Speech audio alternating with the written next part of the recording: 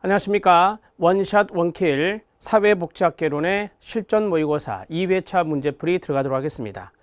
여러분들 교재 챕터 2인데요. 실전 모의고사 제2회의 전반부 10문제를 풀어보도록 하겠습니다. 전반부는 지문들이 좀 길다 이렇게 말씀드렸죠. 하나하나 정리한다라고 생각하고 문제를 보시면 도움이 되겠습니다.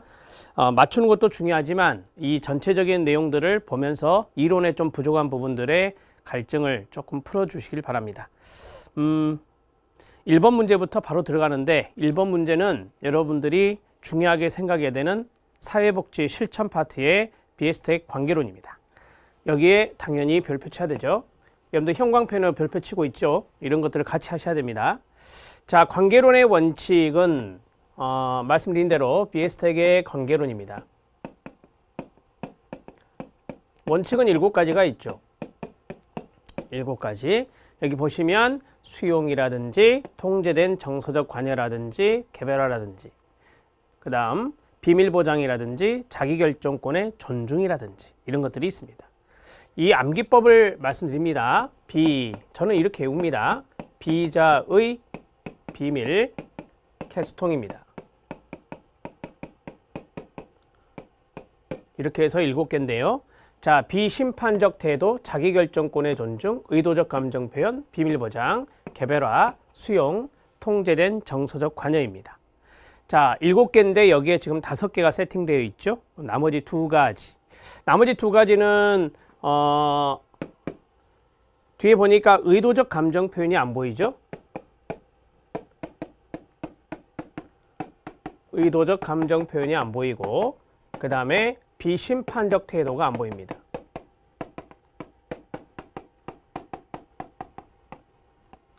이 문제 풀면서 각각에 대해서 특징을 알아낼 수 있어요. 그런데 2가지가 빠져 있으니까 2가지를 먼저 정리할게요. 의도적 감정 표현은 중요한 부분이 뭐냐면 누가 감정 표현을 하느냐 이거예요. 그래서 클라이언트가 사회복지사에게 하는 겁니다. 클라이언트가 자신의 부정적인 감정, 물론 긍정적 감정도 포함되지만 특히 부정적 감정을 클라이언트가 사회복지사에게 표현하는 겁니다. 자, 주 목적은 환기겠죠. 환기, 벤틸레이션이라고 하는 정화예요. 그래서 환기 정화가 목적이다. 이 정도 알면 되고요. 자, 그 다음에 비심판이라고 했어요. 비심판.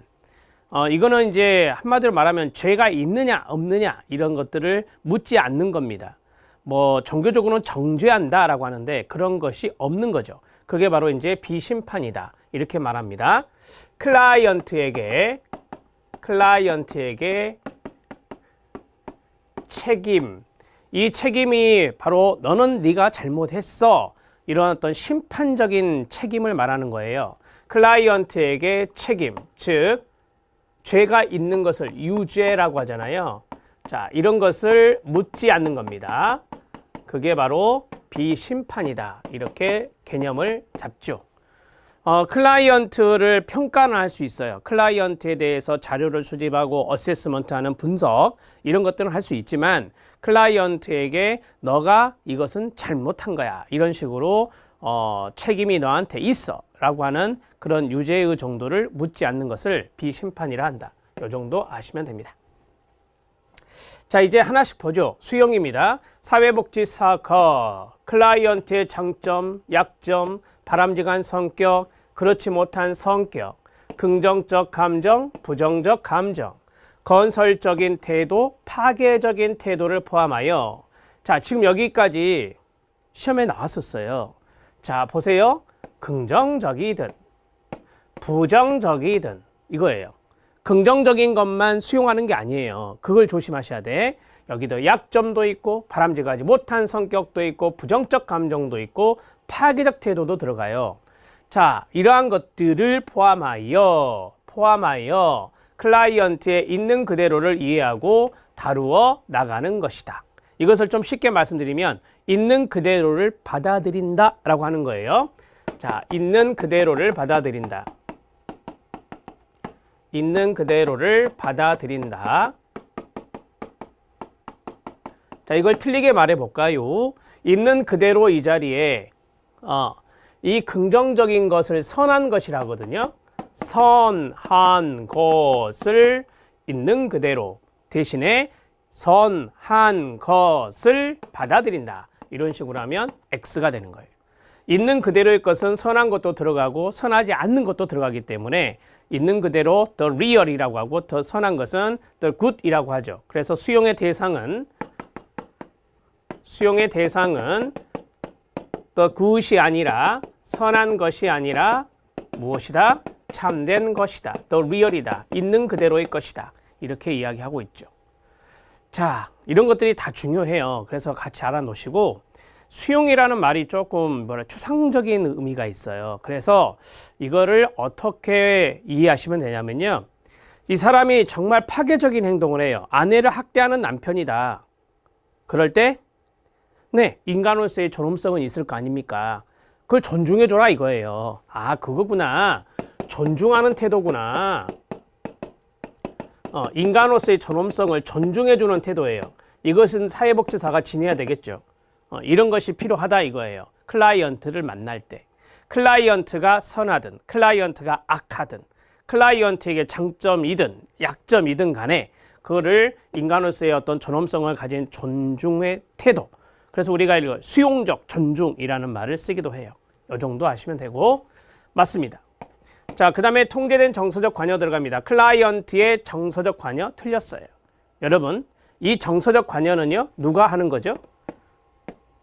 사회복지사가 클라이언트에게 하는 공감이에요. 그러니까 클라이언트의 정서적 관여가 아니고 사회복지사의 정서적 관여라 해야 돼요. 사회복지사의 정서적 관여는 통제되는 것으로 이 통제가 영어로 controlled예요. 그러면 조절하라 이거예요. 조절하라 이거예요. 아, 공감할 때 너무 몰입하면 안 되구나. 조절하는 감정이입을 말하는 거구나. 이것은 사례의 전반적인 목적에 따라 면접에서 클라이언트가 변화하고자 하는 욕구에 따라 그 다음에 사회복지사의 전문적인 판단에 따라 그 방향이 설정되어야 한다라고 했어요. 조절할 때 기계적으로 어떻게 조절해라 그것은 어려워요. 케이스 바이 케이스죠. 여기 나온 대로예요. 사례에 대한 이 클라이언트의 사례에 대한 목적이 있을 것이고 그 목적이 다 다를 거 아닙니까? 그리고 클라이언트가 변화하고자 하는 욕구도 다 다를 거 아닙니까? 클라이언트마다.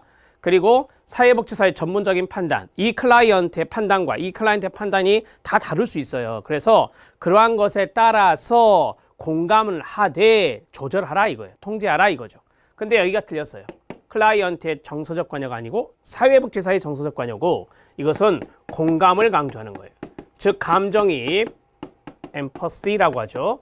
이것을 강조하는 것이다. 이렇게 보시면 돼요. 첫째 줄에서 틀렸네요. 두 번째 틀렸고 세 번째 들어갑니다. 개별합니다. 먼저 이것부터 하죠. 클라이언트마다 다 달라요. 그러니까 맞추어서 서비스를 주는 거. 이걸 뭐라 하죠? 맞춤 서비스 제공이라고 하죠. 이 맞춤 서비스 제공과 연관성이 있는 게 개별화다. 이렇게 정리하시면 돼요. 자, 그러면 보겠습니다. 클라이언트의 독특성을 알고 이해하는 일 맞죠? 그리고 보다 나은 적응할 수 있도록 클라이언트를 원조함으로써 이 자리 상이한 원리. 클라이언트마다 다 다른 방법, 다른 원리를 써라 이거예요. 상이한 원리나 방법을 활용하는 거다. 네, 맞네요. 자, 조심해야 될 것이 있습니다. 이 자리에 들어갈 수 있는 동의어가 있어요. 독특성의 동의어, 특이성. 클라이언트의 특이성을 알고 이렇게 해도 맞고요. 클라이언트의 다양성 이렇게 해도 맞고요. 다양하다 이거예요. 다양하다.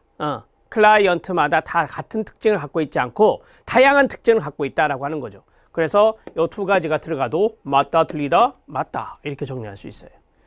자, 디귿집은 맞습니다. 개별화 맞춤 서비스였습니다. 지금까지 기업과 디귿이 맞고 리을 보겠습니다. 자, 리을은 비밀 보장이고 미음은 클라이언트의 자기결정권 존중입니다. 당연히 이거는 앞에 안 써도 아시죠? 클라이언트의 자기결정권의 존중. 자, 이 두 가지는 제한할 수 있습니까? 없습니까? 있죠. 제한이 가능하다. 배우셨어요. 비밀 보장은 절대적으로 지켜지는 게 아니에요. 어쩔 때는 안 됩니다. 비밀 보장이. 클라이언트가 자살을 보고한다. 비밀보장해서는 안 됩니다. 이해되시죠? 자, 그 다음에 자기결정권의 존중. 클라이언트가 선택하고 결정할 수 있는 권리인데 어쩔 때는 되고 어쩔 때는 안 되는 겁니다. 클라이언트가 선택하고 결정한 게 위법한 거예요. 그걸 하게 합니까? 당연히 안 됩니다. 해야죠. 위법한 거니까.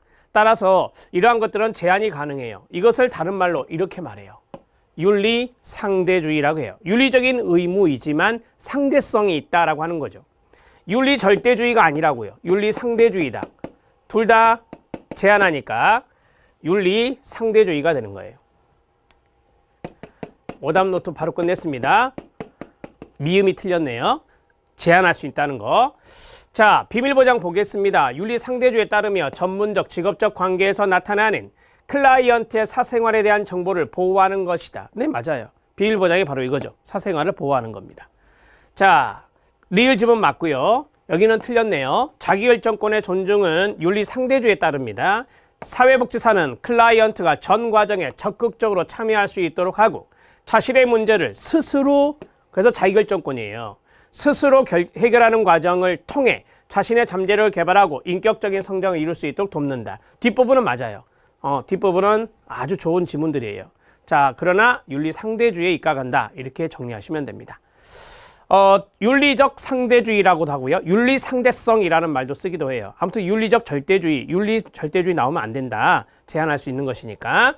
자, 그러면 답은 4번이죠. 기업과 디귿과 리을이 되겠습니다. 수용이 맞았고 개별화가 맞았고 그 다음에 비밀보장이 맞았으니까 앞으로 다시 가면 여기 니은 틀렸었잖아요. 그래서 기업과 디귿과 리을입니다. 답은 4번. 2번 문제 들어갑니다. 사례관리. 나올 확률 거의 99%예요. 사례관리 문제는 무조건 다 체킹하셔야 돼요. 사례관리에 대해 가장 적절하게 정의한 것은 무엇이냐라고 했습니다. 자, 사례관리란 무엇이죠? 다양하고 복합적인 욕구를 가진 클라이언트에게 사회복지사가 직접적인 서비스도 줌과 동시에 많은 자원들을 연계해주는 간접적인 서비스로서 통합적 접근이라고 합니다. 자, 그런데 직접도 하고 간접도 하는데 어떤 게 더 강조되느냐? 사례관리는 장기 사례에 다양하고 복합적인 욕구니까 장기 사례에 해당되는 것이고요. 이러한 사례일수록 이 지역사회 자원들이 정말 중요하다. 그래서 자원이 연계되는 간접적 서비스가 더 중요하고 강조된다. 여기까지는 기본기. 자, 갑니다. 여러 가지 상담 사례, 면담 사례를 연구하고 관리한다. 뭐 이거는 사례 연구라고 봐야 되겠죠. 이거는 사례 관리가 아니라 사례 연구라고 해야 돼요. 사례 관리는 연구하는 게 아니에요. 그리고 연구하는 게 아니라 직접적으로 간접적으로 도움을 주는 거예요. 지원해 주는 거지 연구하는 게 아니에요. 이건 사례 연구라고 보시면 되고, 사례 관리자가 모든 사례 관리 대상자의 모든 역할을 혼자서 처리하는 거다. 제가 앞에서 자원이 중요하다 그랬잖아요. 사례 관리자가 다 할 수 없어요. 이게 틀렸다. 그래서 사례 관리자의 역할도 중요하지만 자원의 역할도 있다. 이렇게 보시면 돼요. 뭐 자원봉사자도 자원이 될 수 있고 다른 전문가도 자원이 될 수 있겠죠. 그 다음에 시민도 자원이 될 수 있어요. 후원자가 있다. 그러면 시민이잖아요. 이런 분들이 이제 다 자원인 거예요. 자, 그 다음에 사례 관리는 대상자의 사회생활 상에서 여러 가지 욕구, 다양하고 복합적인 욕구라고 했었잖아요. 이것을 충족시키기 위해 적절한 사회자원과 연결시키는 절차의 총체를 말한다. 맞습니까? 네, 맞죠. 네 번째는 왜 문제가 될까요? 사고나 재해 등 단기적인 어려움을 갖고 있는 사람들을 위해 사례관리자가 적절한 사회자원과 연결시키는 절차의 총체적인 관계를 말한다. 3번과 4번이 어디가 틀려요? 3번은 여러 가지 욕구라고 했고 여기는 단기간에 어려움이 있다 그랬잖아요. 이 부분이 틀린 거죠. 이해되시죠? 자, 사고나 재해 등 단기적인 어려움을 갖고 있는 사람들, 이런 사람들에게 필요한 게 뭐죠? 크라이시스, 위기개입이잖아요. 위기개입. 이런 것들은 위기개입 모델을 써야 되는 거예요. 여기 뒤에는 사례관리가 맞을 수 있지만 첫째 줄 사고나 재해 등 단기적인 어려움을 갖고 있는 사람들은 이 모델을 써야 돼요. 위기개입 모델을 써야 되는 겁니다. 되셨습니까? 답은 3번입니다. 사례 관리 문제 많이 있어요. 그래서 다 체크하다 보고 풀어보다 보면 도사가 될 거니까 걱정하지 마시고 따라오세요. 3번 문제에 들어갑니다. 3번 문제 보니까 요약, 명료화, 직면, 초점 유지, 기술이네요. 그죠? 기술. 자, 이 초점 유지는 동의어가 focusing, 초점화라고 합니다. 초점화 들어보셨을 거예요. 클라이언트에게 자신의 메시지를 정교화하도록 도울 뿐만 아니라, 여기서 클라이언트에게 자신의 메시지를 정교화하도록 돕다라고 해서 이 클라이언트가 자신이 바로 클라이언트가 되는 거예요. 자, 쉽게 말씀드리면 클라이언트가 아주 모호하게 이야기해요. 모호하다는 건 정교하지 않다라고 하는 거잖아요. 모호하게 이야기하니까 클라이언트가 조금 더 분명하고 구체화시켜서 정교화되게 표현할 수 있도록 사회복지사가 돕는 기술이래요. 자, 이제 답이 보이시나요? 자, 그 다음에 면접자가 사회복지사가 되겠죠. 자, 그 메시지를 이해하고 있다는 것을 확실히 하기 위해서 사용되는 의사소통 기법은 뭐냐? 자, 여기서 또 중요한 부분이 바로 이거예요. 이거. 사회복지사가 그 메시지를, 그러니까 클라이언트가 준 그 메시지를 이해하고 있다는 것을 확실히 하기 위해서, 뭐 제가 많이 들은 사례가 이런 거예요. 이혼을 고민하고 있는 부인이 오셨다. 그런데 좀 횡설수설하세요. 모호한 이야기를 많이 하세요. 힘이 들다라고 말을 하세요. 이런 것들 다 모호한 이야기거든요. 그러면 여기에서 사회복지사가 이혼을 생각하시면서 좀 염려가 되시는군요. 그러면서 자녀의 양육 문제는 어떻게 할지, 그 다음에 또 있을 어떤 위자료 소송의 문제, 위자료의 문제는 어떻게 할지, 이런 것들이 힘드시군요 라고 하면 두 번째가 돼요. 그 메시지, 그러니까 클라이언트인 부인이 이야기한 그 메시지를 충분히 내가 어느 정도는 이해하고 있습니다 라고, 이렇게 이해하고 있습니다 라고 이야기해 주는 거죠. 그러면 이제 클라이언트의 반응은 뭘까요? 네, 맞아요 선생님, 이렇게 오겠죠. 이런 것들이 바로 명료화 작업이에요. 클래리피케이션 명료화 기법입니다. 답은 2번이에요. 이 지문들 여러분들이 많이 안 봤던 지문이에요. 그런데 여러분들이 나중에 기출문제 보시면 여기 있는 1번과 4번은 잘 안 나와요. 2번 많이 나오고 3번 많이 나와요. 2번과 3번이 명료화와 직면이 아주 잘 나와요. 그래서 이 두 가지는 꼭 알아놓으셔야 돼.